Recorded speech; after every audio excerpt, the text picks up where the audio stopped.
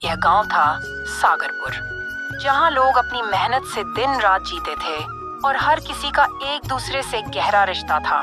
वही एक ऐसा स्थान था जहां ईमानदारी और सत्य को सर्वोपरि माना जाता था। सागरपुर में बड़ी संख्या में मेहनती किसान, कारीगर और व्यापारी रहते थे। हर किसी के दिल में एक ही भावना थी, एक दूसरे के साथ मिलकर काम करना और गांव की खुशहाली के लिए प्रयास करना। गांव में एक लड़का था जिसका नाम था अविनाश। अविनाश की उम्र करीब 22 साल थी और वह अपने माता पिता के साथ सागरपुर के सबसे बड़े खेतों में से एक में रहता था। अविनाश की एक खासियत थी, वह बेहद ईमानदार था। उसकी ईमानदारी की वजह से पूरे गांव में उसकी साख बहुत अच्छी थी। उसके माता पिता हमेशा उसे यही सिखाते थे कि सच बोलना और सही राह पर चलना सबसे महत्वपूर्ण होता है। अविनाश का सपना था कि वह कभी भी अपने गांव की मदद करने के लिए ऐसा कुछ करे जिससे हर कोई उसकी प्रेरणा ले सके। वह जानता था कि ईमानदारी से ही जीवन में सफलता प्राप्त की जा सकती है। हालांकि गांव के बाहर की दुनिया में यह मान्यता उतनी नहीं थी जितनी उसके गांव में थी। अविनाश के पास पढ़ाई का ज्यादा अवसर नहीं था, लेकिन वह जो कुछ भी जानता था वह अपने अनुभव और जीवन के संघर्ष से जानता था।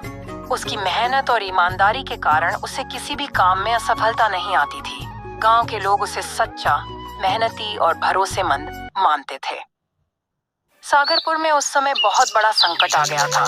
पूरे क्षेत्र में बेमौसम बारिश हुई थी, जिससे फसलों को नुकसान हुआ। किसानों की हालत खराब हो गई थी और व्यापारियों ने भी अपने माल की कीमतों में बढ़ोतरी कर दी थी। इससे गांव में बेरोजगारी और गरीबी का खतरा बढ़ गया था। गांव में एक बड़ा व्यापारी था जिसका नाम था रघु बाबू। रघु बाबू के पास बहुत सारी जमीन और पैसा था और वह किसी भी तरीके से पैसे कमाने के लिए तैयार था। रघु बाबू का एक सिद्धांत था, पैसा कमाने के लिए किसी भी चीज से समझौता करना पड़े तो कर लीजिए। वह इस सिद्धांत पर विश्वास करता था कि व्यापार में कोई भी नैतिकता या ईमानदारी की जगह नहीं होती। एक दिन रघु बाबू ने अपने व्यापारिक साथी महेंद्र से एक योजना बनाई। उन्होंने फैसला किया कि इस बेमौसम बारिश के कारण जो फसलें खराब हुई हैं, उन पर अत्यधिक कीमतों पर माल बेचना शुरू कर देंगे। इसके अलावा रघु बाबू ने तय किया कि वह गांव के जल स्रोतों पर अपना कब्जा कर लेगा ताकि पानी की कीमतें बढ़ाकर लाभ कमा सके।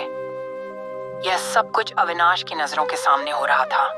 उसे यह सब देखकर बहुत गुस्सा आया, क्योंकि वह जानता था कि इससे गांव के छोटे किसान और गरीब परिवार बहुत परेशान होंगे। अविनाश ने यह तय किया कि वह इस अन्याय के खिलाफ खड़ा होगा और गांव वासियों को रघु बाबू की सच्चाई बताएगा। उसने सबसे पहले अपनी माँ से इस बारे में बात की। अविनाश ने कहा, माँ, मुझे लगता है कि रघु बाबू ने गलत काम किया है। वह हम किसानों को बेवकूफ बना रहे हैं। अगर इस बार हम चुप रहे तो हमें हमेशा यही सहना पड़ेगा। उसकी माँ ने उसे समझाते हुए कहा, बिल्कुल बेटा, लेकिन तुम्हें सोच समझकर कदम उठाना होगा। रघु बाबू बहुत ताकतवर है और उनकी पहुंच बहुत दूर तक है। अगर तुमने बिना सोचे समझे कोई कदम उठाया तो तुम्हें बहुत मुश्किलें हो सकती हैं। लेकिन अविनाश का दिल कह रहा था कि उसे अब चुप नहीं रहना चाहिए। माँ, मैं जानता हूँ कि रघु बाबू के खिलाफ खड़ा होना आसान नहीं है, लेकिन अगर हम चुप रहे तो आने वाली पीढ़ियों को क्या सिखाएंगे?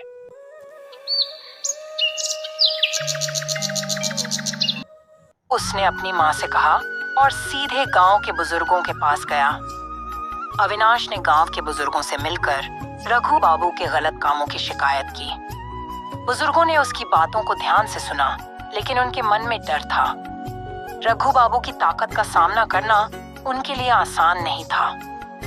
एक बुजुर्ग ने कहा, अविनाश बेटा, हम तुम्हारे साथ हैं, लेकिन हमें डर है कि रघु बाबू हमारे खिलाफ आकर हमें नुकसान पहुंचा सकते हैं। वह बहुत प्रभावशाली आदमी है। अविनाश ने साहस दिखाते हुए कहा, सच्चाई के सामने कोई भी ताकत नहीं टिक सकती। हम सब मिलकर रघु बाबू की सच्चाई को गांव वालों के सामने लाएंगे। हमें डरने की जरूरत नहीं है। लेकिन गांव के बुजुर्गों ने समझाया कि पहले सबूत जुटाने की जरूरत थी। क्योंकि बिना ठोस प्रमाण के कोई कदम नहीं उठाया जा सकता था। अविनाश ने बुजुर्गों की बात मानी और खुद एक योजना बनाई। अविनाश ने गुपचुप तरीके से रघु बाबू की गतिविधियों पर नजर रखना शुरू किया। वह जानता था कि बिना प्रमाण के रघु बाबू के खिलाफ कोई आवाज उठाना व्यर्थ होगा। अविनाश ने गांव के कुछ बच्चों और दोस्तों को अपने साथ लिया और वे हर दिन रघु बाबू के गोदामों और जल स्रोतों की निगरानी करने लगे।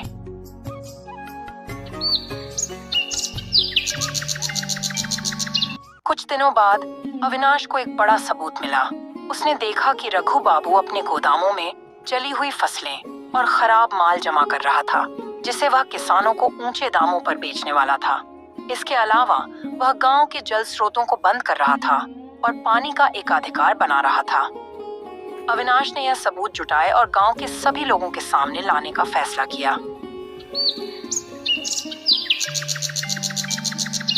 अविनाश ने एक सभा आयोजित की और सभी गांव वालों को एक जगह इकट्ठा किया। उसने रघु बाबू के गलत कामों की जानकारी दी और सभी को दिखाया कि उसके पास ठोस सबूत हैं। अविनाश ने साहस के साथ कहा, आज से पहले हम डरते थे कि रघु बाबू हमारे खिलाफ आ सकते हैं, लेकिन अब हमें डरने की कोई जरूरत नहीं है। हम सब मिलकर सच्चाई का सामना करेंगे। गांव वालों ने अविनाश का साथ दिया और सब एकजुट हो गए। अब रघु बाबू के खिलाफ सबने आवाज उठाई, लेकिन रघु बाबू ने भी पलटवार किया और अपने प्रभाव का इस्तेमाल करते हुए गांव वालों को धमकाया।